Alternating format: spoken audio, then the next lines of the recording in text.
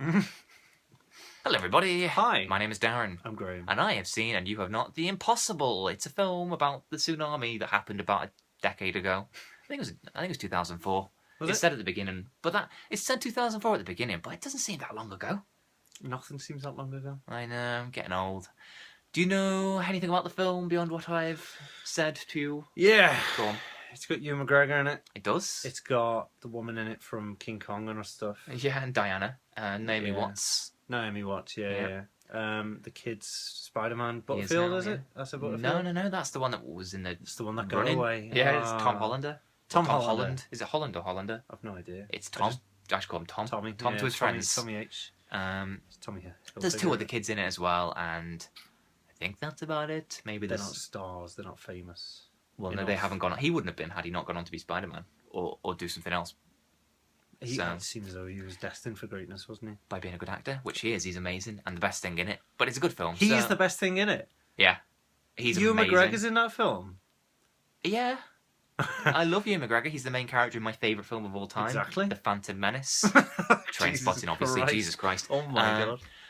I'm going to cut that out. Just keep that. Just a little snippet. Yeah. Ewan McGregor's... I mean, Ewan McGregor forgot he was an actor for a few years and just started titting about on a motorbike, making travel shows or whatever. With Emil Hirsch. No, it's Charlie Borham. Oops. Same guy. Freudian slip there. Charlie Boring. But yeah, no, he's good in this. Yeah. Ewan McGregor, but the kid Good is enough. phenomenal. Really? Comparatively or just generally? No, generally. All right, He's okay. literally amazing. And... yeah, so... Does he so it's about- wash the rest of the cast away? That's a terrible joke to make. Did he? Don't make... Oh, it was a real event, Don't wasn't make it? water jokes. People died. Oh. H2O no. No, but I mean, you know, they weren't the only one in floods. I was crying my eyes out. That's equally... In fact, that's worse. Well, That's morally my worse. joke is worse because I'm claiming that my floods were as bad as their floods. Exactly. I got a little bit upset about the movie, whereas they all died. Not Yeah. in the film, the characters. Oh, that's an interesting point. We'll come to that one. Is this a spoiler video? No, well, no, because you've not seen it, so I won't spoil it. I'm not You saying just- whether or not the characters in this film died, but obviously people died in those floods. Oh, I see. And so the family go on holiday and they're on the they're by the pool, Right. and then the wave hits, and basically the mum and Spider-Man get swept one way, and Ewan McGregor and his other two kids get swept another way, and it's all about, you know, obviously they don't know each other are still alive, and they're all trying, and the mums, well, they're all really badly hurt. So yeah, so that's basically the story, really. Them trying to find safety and each other and just whatnot. And it was emotional. Didn't let up. Oh no, like I'd read beforehand. I know I said this to you before that, you know, oh, it's an emotional film. That actor, whatever his name is, Spider-Man's, you know, he'll really tug at the heartstrings. But bloody hell, didn't he? Like literally, like I go in thinking like, oh, people cry at this apparently, and within about literally 30 seconds, I'm like crying my eyes out, Bloody hell. and it didn't stop for about 2 hours. I was so upset. There should be warnings on DVDs. Yeah, maybe. Have a glass of water, you might dehydrate. Yeah. It was just everything about it. It was really, I don't know, heart pulling. Heart pulling. That's yeah.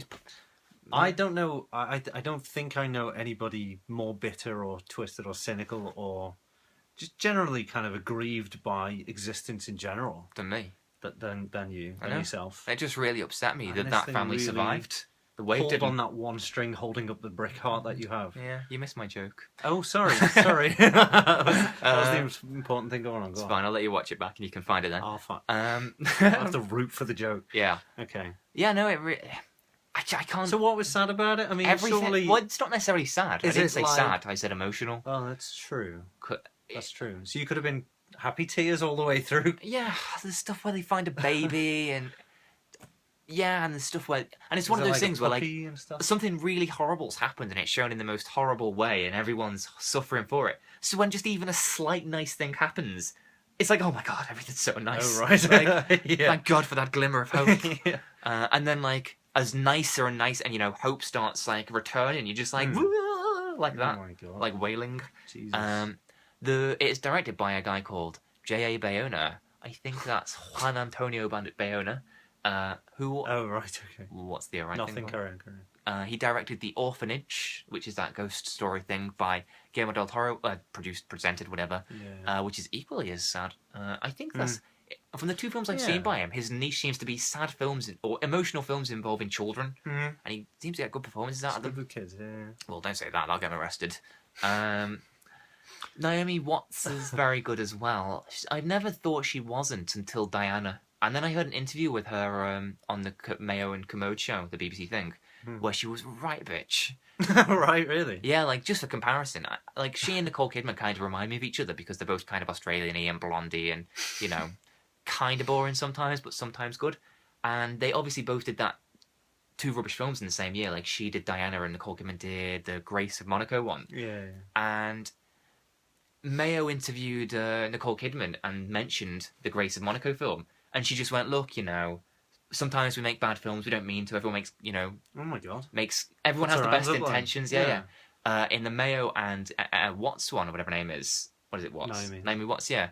He said, and Diana, and she literally went, interview over, and sort of stormed off. Just ended it right there. Oh my god. I know. So since I heard that interview, I was kind of like a bit negative towards her, because like, she sounds like a right bitch. Yeah. But this film again, I watched, it's like, oh no, she's really good. She's really good in this anyway. Right. And she's really good in other things, in King Kong and the David Lynch lesbian thing, Mulholland Drive, which is what he doesn't like people to know it as. But yeah, and I think the first time I started crying in this movie was just when the flood happened, just because it was showing the little kid and her underwater, and you don't think about when the water hits you, you just think, well, I can swim, I should be okay. Yeah. But you forget it's A, smashing you into things, Yeah. and B, smashing things into you that it's also swept. And so it's just like footage of them being swept, like dragged along, and like, you know, things like ripping at her stomach and like battering him in the face. And it's just like, it's just so intense. Right. Like there was a just time. no break. I don't know if I should tell this story, but I'm going to anyway. Like I get really emotional in the mornings because I don't like being awake. And Yeah, you can tell the story. my hormones are just all over the place because I've just woken up and I have to remember that I'm still alive and I've survived the night, and it really gets to me. And when I was like 17, I went downstairs and my mum said, "Oh, you're not wearing those pants, are you?" And I said, "Well, yeah." And she went, "No, go change those pants." I just didn't want to change my pants. It's like, oh, why should I change my pants? I've just put my pants on. And she was like, go change pants. And she just said it over and over again, change pants. So I just had to cry. I just sat there and I just cried. This makes it sound like I cry all the time. But I do cry quite a bit for me. but the feeling I had when my mum just wouldn't shut up about changing my pants was how I felt when I was watching these people get battered by trees and bits of metal. It was just like, it's just so full on. It's just like, I don't know how to react to this. I'm just going to cry. All right. Sometimes my brain implodes, and that's the only way I can deal with things, whether it be millions of people, hundreds of people dying in a tsunami, or me having to change my pants. Yeah. I just can't deal with things, and I have little mini breakdowns. Both as emotionally crippling as the other. Yeah. It's like the end of Trance. Like my partner. Oh yeah. John, your partner, John. Hazel. Oh yeah. She just couldn't cope with the end of Trance and just started crying. Yeah. So that's too intense. in The Impossible. It's an amazing movie, and I recommend you watch it. The controversy, which is interesting, which we'll talk about for the next 2 minutes, is that obviously these are the actors playing the family. I had a question. We can't fill up the whole 2 minutes. Okay, well, let me get this out. I'll see what you think about this. The family is played by, obviously, who we've just said. It's based on a true story, and in real life, that family is Spanish. Now, what do we think about the language change and the slight whitewashing? Well, this is the whole thing, isn't it? Isn't this like a hot topic in the media now because of Exodus and all that stuff? Well, and Exodus was what I couldn't help but think of when I was trying to work out how I felt about that, because Ridley Scott didn't help his case when he said, when he badly said, I couldn't just put any old, what did he say, Abed or something like that in my movie because I wouldn't get the money for it. And although he might have phrased it in the most 70s racist way. Yeah. Obviously, the point is that if you just had a miscellaneous... Even if you put the most famous Spanish people in that movie, like Antonio Banderas, and it'd be Spanish or Mexican, all the same. That's what a non-racist would say, because we're all equal. I'm not even going to try and get Antonio Banderas and like people that, Spanish-looking people, Gael Garcia Bernal and people like that, it wouldn't get the money that it's going to get if it's got like, Obi-Wan Kenobi in. Yeah. So although it's wrong that they've changed the colour, I suppose... you can see why they had to, just to make the movie. It was great and good. And at least it was made by us. I'm pretty sure when J. Bayonna's Spanish or Mexican. I'm sure his native language is Spanish. So it's at least a Spanishy person who's made that decision. Yeah. Go on, what's your question? My question was basically, do you remember watching Rambo? Yeah. And the first one or the one? The one we watched when I was Oh, massively yeah. hungover. And It's just terrible. But they used real footage of yeah. killing fields and stuff like In, that, like, whatever the Burma. hell it was. Yeah, yeah. Oh, but yeah. So was that you? Well, no, because the difference is that Rambo is a story about how Stallone likes to make money and, big up his own kind of image as a Superman.